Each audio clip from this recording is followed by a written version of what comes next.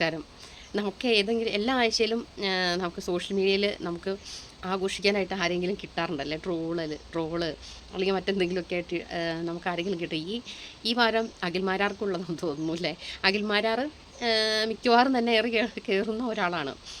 അത് ഈ ഇപ്പം സോഷ്യൽ മീഡിയ തുറന്നു കഴിഞ്ഞ് കഴിഞ്ഞാൽ സ്ത്രീകളുടെ ശക്തമായ ഒരിക്കലും റീൽ ചെയ്യാത്തവർ വരെ റീൽ ചെയ്യുന്നുണ്ടെന്ന് ഈ അഖിൽമാരാറുടെ സംഭാഷണങ്ങൾ വെച്ച് റീൽ ചെയ്യുന്നുണ്ടെന്ന് എനിക്ക് തോന്നുന്നു. പുള്ളിക്ക് സംഭവിച്ച കാര്യം പുള്ളി അതൊരു പറഞ്ഞു വന്നതിൻ്റെ അകത്തുള്ള ഒരു മിസ്റ്റേക്ക് എൻ്റെ ഒരു കാഴ്ചപ്പാടാണ് കേട്ടോ.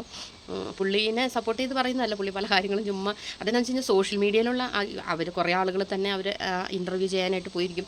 അവർക്ക് കുറേ കാര്യങ്ങൾ സംസാരിക്കേണ്ടി വരും. അപ്പോൾ അതിൽ നിന്ന് എന്തെങ്കിലുമൊക്കെ പോയിന്റുകൾ അവർക്കും കിട്ടും, ഇവർക്കും കിട്ടും, അവർക്കും കിട്ടും. ഒരാൾക്ക് ഏറി കയറാനുള്ളതും മറ്റുള്ളവർക്ക് ഏറി കയറ്റാനുള്ളതും കിട്ടും. അത് ഇപ്പം നാളെ ഞാനാവാം, നിങ്ങളാവാം, ആര് വേണമെങ്കിലും ആകാം.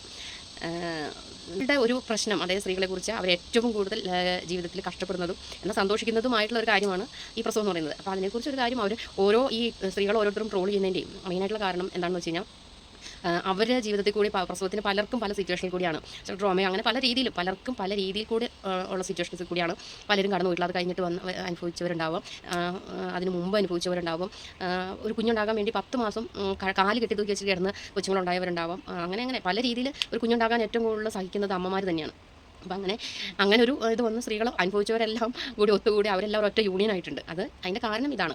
അപ്പോൾ അഖിൽമാരാർ ഉദ്ദേശിച്ചത് ഇതാണ്. അതാണ് നമ്മുടെയൊക്കെ ഒരു ജനറേഷൻ, നമുക്ക് മുമ്പുള്ള ഒരു ജനറേഷനൊക്കെ എന്ന് പറയുമ്പോൾ ഇവിടെ നമ്മുടെ വീടിൻ്റെ അടുത്തൊക്കെ 7-8 പ്രസവം, എൻ്റെ അമ്മയുടെ വീട്ടിൽ 7 പേര് ആണ് ഉണ്ടായത്. അപ്പോൾ ഈ അപ്പൂപ്പനൊക്കെ ആണെങ്കിലും പുറത്തിങ്ങനെ വൈദ്യം കാര്യങ്ങളൊക്കെ ആയിട്ട് പോകുക. അപ്പോൾ പോയിട്ട് തിരിച്ചു വരുമ്പോൾ ഓരോ കുഞ്ഞുങ്ങൾക്കുള്ള വകുപ്പുണ്ടാക്കി കൊടുത്തിട്ടാണ് പോകുന്നത്. അപ്പോൾ അവർക്ക് ആശുപത്രികളില്ല, അന്നത്തെ കാലത്ത് ആശുപത്രികളില്ല. പക്ഷേ അവർ അത് പ്രസവം സാധാരണ നടക്കുന്ന പോലെ വീട്ടിൽ തന്നെ അങ്ങ് നടന്ന് 7 കുട്ടികളുടെ 8 കുട്ടികളുടെ പ്രസവം 10-12 കുട്ടികളുണ്ടായതുകൊണ്ട് അവിടെയൊക്കെ പ്രസവം സ്വാഭാവികമായിട്ട് അങ്ങ് നടന്നു പോകും. അപ്പോൾ ആ ഒരു പഴയ കഥകൾ കേട്ടിട്ടായിരിക്കാം അഖിൽമാരെ അങ്ങനെ പറയുന്നത്. പക്ഷേ കാലം മാറിയിട്ടുണ്ടെന്ന് പറഞ്ഞു കഴിഞ്ഞാൽ അന്നത്തെ ഭക്ഷണ രീതിയല്ല. അപ്പോൾ അവർക്കെന്ന് പറഞ്ഞാൽ അമ്മൂമ്മ വരെ നമ്മുടെ തൊട്ടടുത്ത് തന്നെ ഉണ്ട് ഒരു വലിയ ആൾ ഉഷാറായിട്ട് മറ്റേ ഈ അപസ്മാരത്തിൻ്റെ ചെറിയ പ്രശ്നങ്ങളുണ്ടെന്നുള്ളത് വെച്ചാൽ പേരക്കുട്ടികളെ ഒക്കെ അവരുടെ അടുത്താക്കിയിട്ടാണ്. ഓക്കെ, എത്ര പേരക്കുട്ടികളാണ് 7 മക്കളുടെ പേരക്കുട്ടികളും എല്ലാം വന്ന് അവരൊക്കെ നോക്കും എടുക്കും. ഇപ്പോഴും നല്ല ഉഷാറായിട്ട് നടക്കുന്നു. അപ്പോൾ ഈ ഓരോ പ്രസവം കഴിയുമ്പോൾ പ്രസവത്തിൻ്റെ രക്ഷാകാര്യങ്ങൾ അതെല്ലാം ചെയ്ത് കഴിയുമ്പോൾ അവരുടെ യൗവനവും കാര്യങ്ങളും ആരോഗ്യരക്ഷയും കൂടുകയാണ്. അപ്പോൾ അവർക്ക് അതിനുള്ള ആരോഗ്യം ഉണ്ടാവും. പക്ഷേ ഇപ്പോഴത്തെ ഒരു സിറ്റുവേഷൻ എന്ന് പറയുമ്പോൾ എല്ലാ ഭക്ഷണത്തിൻ്റെ അകത്തും വിഷാംശമാണ്. നമ്മൾ കഴിക്കുന്ന ഭക്ഷണത്തിന് എല്ലാത്തിനും കപ്പയും മീനും അല്ലെങ്കിൽ പുഴയിൽ നിന്നുള്ള മീനും കപ്പയോ അല്ലെങ്കിൽ കപ്പ് ചേന കാച്ചിൽ അങ്ങനെയൊക്കെയുള്ള സാധനങ്ങളൊക്കെ ആയിരുന്നു അന്നത്തെ കാലത്ത് ഭക്ഷണ രീതി. പക്ഷേ ഇന്നതല്ല ജീവിത രീതി എന്ന് പറയുന്നത്. അപ്പം മൊത്തം കോംപ്ലിക്കേഷനാണ്. എല്ലാം കോംപ്ലിക്കേഷൻ എന്നല്ല ഞാൻ പറഞ്ഞത്. പെൺകുട്ടികൾക്ക് ഈ ഉണ്ടാകുന്ന പ്രസവത്തെ ഗർഭിണിയാകുന്ന അത് ഒരു കൊണ്ട് നടക്കുന്ന അത് അവർക്ക് കിട്ടാൻ വേണ്ടി അവർ വളരെയധികം പഴയ കാലത്ത് അത്ര പ്രശ്നങ്ങളില്ല. ഇപ്പോൾ അതൊന്നും 10 മാസം വരെയും ഒന്ന് കിട്ടാൻ വേണ്ടി. ഞാനാണെങ്കിൽ പോലും എനിക്ക് ആദ്യത്തെ കുട്ടി 3 മാസമായപ്പോഴത്തേക്കും അബോട്ടായിപ്പോയി. രണ്ടാമത്തത് വളരെ കെയർ ചെയ്യണമെന്ന് പറഞ്ഞു. അപ്പം നമ്മളത് ഡോക്ടർ പറഞ്ഞത് നമുക്കറിയാം. പക്ഷേ പഴയ കാലത്ത് പ്രസവവും 5-6 പ്രസവവും 2-3 പ്രസവമൊക്കെ കഴിഞ്ഞ ആൾക്കാർ നമ്മളെ ഇങ്ങനെ കെയർ ചെയ്യുന്ന സമയത്ത് അവരൊക്കെ പറയും, അയ്യോ ഇതെന്നാ വേറെ ആരും പ്രസവിക്കാത്തതാണോ, അങ്ങനെയൊക്കെ ഒത്തിരി കമൻറ്റുകൾ നമ്മൾ കേട്ടിട്ടുണ്ട്. ആ ഒരു സാഹചര്യത്തിൽ നമ്മുടെ വീട്ടിൽ നിന്ന് തന്നെ പലപ്പോഴും നമുക്കത് കേട്ടേക്കുന്നതാണ്. അപ്പോൾ ഞാനിങ്ങനെ ഇടയ്ക്ക് സങ്കടം പറയുമ്പോൾ എൻ്റെ ഹസ്ബൻഡ് പറയും, അവർ പറഞ്ഞോട്ടെ, ഞാനല്ലേ നിന്നെ നോക്കും, എൻ്റെ കൊച്ചല്ലേ, ഞാനല്ലേ നോക്കുന്നതെന്ന് പറയും. അത് മൈൻഡ് ചെയ്യണ്ടെന്ന് പറയും. പക്ഷേ നമ്മളങ്ങനെ അത്രയൊക്കെ കഷ്ടപ്പെട്ട് നമ്മൾ ഈ കുഞ്ഞുങ്ങളെ എന്നെ 6:50 ഡെലിവറി റൂമിൽ കയറ്റിയിട്ട് തൊട്ടടുത്ത് കിടക്കുന്ന ആളുകളെല്ലാം പ്രസവിച്ച് വിട്ട് 6-7:45 ലാസ്റ്റ് വന്നപ്പോൾ 7 മണി ആവാറായി. അപ്പോൾ പ്രസവം നോർമൽ ഡെലിവറി പറഞ്ഞിരുന്നത് ഓപ്പറേഷൻ ചെയ്യാനുള്ള തയ്യാറെടുപ്പൊക്കെ നടത്തിയപ്പോഴാണ് നമ്മളെ നോക്കിക്കൊണ്ടിരുന്ന ഡോക്ടർ രണ്ടാമത് കയറി വന്നിട്ട് ഇത് നോർമലായിരുന്നല്ലോ, പിന്നെ എന്നതിനാ ഓപ്പറേഷൻ ചെയ്യണമെന്ന് വെച്ചാൽ അവർ വഴക്ക് പറഞ്ഞ് നോർമൽ ഡെലിവറി ആക്കിയത്. അത്രയും സമയം നമ്മൾ 6-6:30 മുതൽ ഒരു ഇരുമ്പ് തകിടിൻ്റെ അകത്ത് ഇഞ്ചക്ഷനൊക്കെ ചെയ്തിട്ട് കിടക്കുന്ന ഒരു സുഖമൊക്കെ എന്ന് പറഞ്ഞാലുണ്ടല്ലോ, അത് ഓരോരുത്തർക്കും ഇപ്പോൾ ട്രോളുകൾ തന്നെ ജസ്റ്റ് എടുത്ത് നോക്കിയാൽ അറിയാം. ഓരോരുത്തരും അനുഭവിച്ചേക്കുന്ന ഓരോ പ്രശ്നങ്ങളും എടുത്തു നോക്കിയാൽ അറിയാൻ പറ്റും. അതാണ് ഇന്നത്തെ കാലത്ത് ഉള്ള ഇപ്പോൾ ഓപ്പറേഷൻ എന്ന് പറഞ്ഞു കഴിഞ്ഞാൽ എല്ലാവരും ഓപ്പറേഷൻ ചെയ്തവരെ. അപ്പോൾ ഓപ്പറേഷനല്ലേ, വേദന എടുക്കാൻ പറ്റാത്ത കാരണം കൊണ്ട് ഈ ഓപ്പറേഷൻ ചെയ്യുന്ന പെണ്ണുങ്ങളെയും കളിയാക്കുന്ന കണ്ടിട്ടുണ്ട്. ഓ വേദന തിന്നാൻ പറ്റില്ലാത്ത കാരണം കൊണ്ട് ഓപ്പറേഷൻ ചെയ്യുന്ന. പക്ഷേ വേദന തിന്നാൻ പറ്റില്ല എന്ന് പറയുന്നതല്ല. അതിനകത്ത് അവർ ഡോക്ടർ ഒന്നും അറിയാതെ ഓടി ചെന്നിട്ട് എന്നെ ഓപ്പറേഷൻ ചെയ്യണോ എന്ന് പറയൂ. ഞാനും പറഞ്ഞു. അവസാന നിമിഷത്തിൽ വേദനയൊക്കെ സഹിക്കാൻ പറ്റാണ്ടായി കഴിഞ്ഞപ്പോൾ ഞാൻ പറഞ്ഞു, എൻ്റെ ഡോക്ടറെ ഒന്ന് ഓപ്പറേഷൻ ചെയ്തിട്ടാണെങ്കിലും എൻ്റെ കുഞ്ഞിനെ ഒന്ന് എടുക്കുന്നു. നമ്മൾ ആ ഒരു സിറ്റുവേഷൻ അതാണ്. നമ്മൾ അത്രയും വേദന സഹിക്കുന്ന, അല്ലെങ്കിൽ അത്രയും കോംപ്ലിക്കേറ്റഡ് ആകുന്ന ഒരു സമയത്തൊക്കെ ആയിരിക്കാം അങ്ങനെ ഒരു ഓപ്പറേഷനും കാര്യങ്ങളൊക്കെ വരുന്നത്. അപ്പോൾ അത്ര സിമ്പിളാണ് എന്ന് മാരാർ പറഞ്ഞത് പഴയ കാലത്തെ ആളുകൾ പറയുന്ന ഒരു കാര്യം വെച്ചിട്ടായിരിക്കണം അങ്ങനെ പറഞ്ഞത്. ഇനിയിപ്പം എന്തെല്ലാം കാര്യങ്ങൾ ന്യായീകരിക്കാൻ ശ്രമിച്ചാലും സ്ത്രീകൾ അത് ഒരിക്കലും അത് ക്ഷമിക്കില്ല. കാരണം അതാണ് എല്ലാ സ്ത്രീകളും അനുഭവിച്ചു പോന്നിരിക്കുന്ന ഒരു കാര്യം.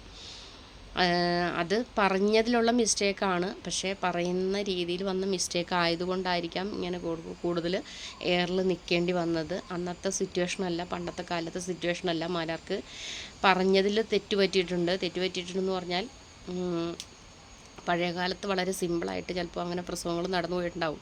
അത് അന്നത്തെ ഭക്ഷണ രീതിയാണ്. ഇന്നത്തെ ഭക്ഷണ രീതിയില്ല. പെൺകുട്ടികൾ 10 വയസ്സ് 9 വയസ്സ് 10 വയസ്സ് ഒക്കെ ആകുമ്പോഴത്തേക്കും പീരീഡ് ആകുന്നുണ്ട്. ഇന്നത്തെ കുത്തിവെച്ച് പെട്ടെന്ന് വളർച്ച ഉണ്ടാക്കുന്ന ചിക്കനും അതും ഇതുമൊക്കെ കഴിച്ചിട്ട് പെൺകുട്ടികൾക്ക് പെട്ടെന്ന് പീരീഡ്സ് ആകുന്നുണ്ട്. അങ്ങനെയാണ് എല്ലാവരും. പഴയ പോലെയാണോ? മനുഷ്യരുടെ ശരീരം അധ്വാനം കുറവാണ്.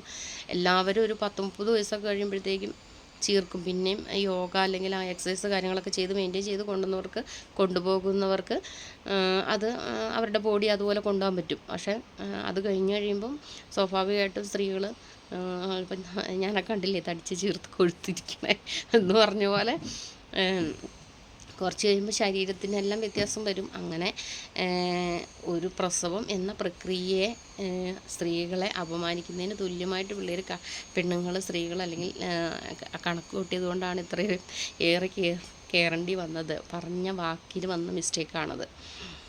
ഞാൻ അഖിൽമാരായനായിരിക്കുമൊന്നുമല്ല. പലപ്പോഴും ഓരോ സോഷ്യൽ മീഡിയയിൽ ഒരുപാട് ആളുകൾ ചോദ്യം ചോദിക്കാനും കാര്യങ്ങളൊക്കെ നമുക്ക് അവർക്ക് ഒരു കണ്ടൻറ്റ് കിട്ടുക എന്നുള്ളതാണ്. നമ്മൾ ഇപ്പം എയറിൽ കയറുമോ അല്ലെങ്കിൽ അങ്ങനെയുള്ള കാര്യങ്ങളോ. പക്ഷെ നമ്മളിങ്ങനെ പല ചോദ്യങ്ങൾ ചോദിക്കുമ്പോൾ ചിലപ്പോൾ നമ്മുടെ വായിന്ന് പലതും നമ്മൾ പറയുന്ന കാര്യങ്ങൾ കേൾക്കാനുള്ളത് കൊണ്ടാണ് നമ്മളെ ഇങ്ങനെ കൂടുതൽ ഇൻ്റർവ്യൂ ചെയ്യാൻ എത്തുന്നത് എന്നൊരു ധാരണയും നമ്മുടെ ഉള്ളിലേക്കുണ്ടാവും. അപ്പം നമ്മളും സ്വാഭാവികമായിട്ട് സംഭവിക്കുന്ന കാര്യമാണ്. സോഷ്യൽ മീഡിയയിൽ ഒരുമാതിരി പോപ്പുലറായി കഴിയുമ്പോൾ സ്വാഭാവികമായിട്ട് ഇതൊക്കെ ഇങ്ങനെയുള്ള ക്വസ്റ്റ്യൻസും ആൻസറും ഒക്കെ കൊണ്ടാണ് പലരും നല്ല പോപ്പുലറായിട്ടും നല്ല സാമ്പത്തിക സ്ഥിതിയിലേക്കും എത്തുന്നത്. സാമ്പത്തികം കിട്ടുമ്പോൾ സ്വാഭാവികമായിട്ടും പറഞ്ഞു പോകുന്ന കാര്യങ്ങളിൽ പലപ്പോഴും നമ്മളെ ഏറിക്കയറ്റാനുള്ള കാര്യങ്ങളും ഉണ്ടാവും. അപ്പോൾ പറയുന്ന കാര്യങ്ങൾ സൂക്ഷിച്ച് കാര്യങ്ങൾ സംസാരിക്കുക. അതൊക്കെയാണ് ഇപ്പം ഞാൻ നാക്കുപിഴവ് എനിക്കും ഞാൻ പറയുന്നതിൽ പകുതി നാക്കുപിഴവാണ് വരുന്നത്. അപ്പോൾ അങ്ങനെ നാക്കുപിഴവ് ഉണ്ടാകാം, സ്വാഭാവികം. പക്ഷേ സ്വയം ഏറി കയറാനുള്ള വാക്കുകൾ പറയുന്നത് സൂക്ഷിച്ച് ഉപയോഗിക്കുക. അതാണ് പറയാനുള്ളൂ. പിന്നെ വേറൊരു കാര്യം പറയാതിരിക്കാൻ പറ്റില്ല. കാരണം പ്രസവത്തെ കോംപ്ലിക്കേഷൻ ആക്കുന്ന ഹോസ്പിറ്റലുകളും ഉണ്ട്. 10 മാസത്തെ പ്ലാൻ ചെയ്ത് ഒരു രോഗിയെ കിട്ടിക്കഴിയുമ്പോൾ തന്നെ അവരെ ആ രോഗിയുടെ സാമ്പത്തിക സ്ഥിതി അനുസരിച്ച് പ്രസവം പ്ലാൻ ചെയ്യുന്ന ഹോസ്പിറ്റലുകളും ഉണ്ടാവാം. പിന്നെ അല്ലെങ്കിൽ നമ്മളിപ്പോൾ ഈ ജാതകം നാൾ അങ്ങനെയൊക്കെയുള്ള ഡേറ്റ് നോക്കി പ്രസവത്തെ ഓപ്പറേഷൻ ആക്കുന്ന ആളുകളും ഒക്കെ സ്വാഭാവികമായിട്ടും സമൂഹത്തിലുണ്ടാവാം. അത് ഇല്ലയെന്ന് പറയുന്നില്ല കേട്ടോ. അതൊക്കെ ആയിരിക്കാം ആരാരും ഉദ്ദേശിച്ചത്. പക്ഷെ പറഞ്ഞു വന്നത് കവി തിരിഞ്ഞുപോയി.